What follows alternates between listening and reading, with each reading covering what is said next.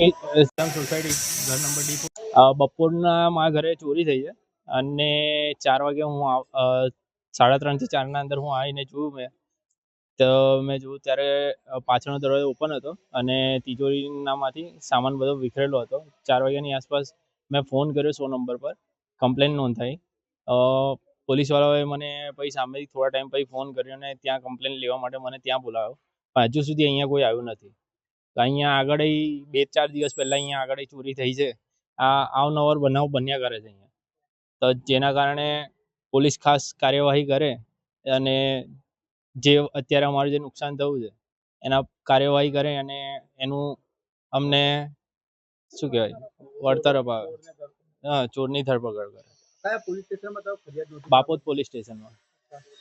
બાપોદ દિવસ દરમિયાન કેવી રીતે શું? હા, એટલે આ તો ગંભીર જ કહેવાય, કારણ કે આ અત્યારે બીજો કેસ આવો થયો છે. કારણ કે 4 દિવસ પહેલાં જ અમારા અહીંયા સોસાયટીમાં બીજી એક આગળ સેમ જ ચોરી થઈ છે. એમને એવું જ હતું કે પાછળથી જ દરવાજો એમને તોડેલો છે અને અમારો ઘરનો પાછળથી જ દરવાજો તોડેલો છે. શું તમને લાગે છે કોઈ જાણબૂજીનો હાથ હોય એવું?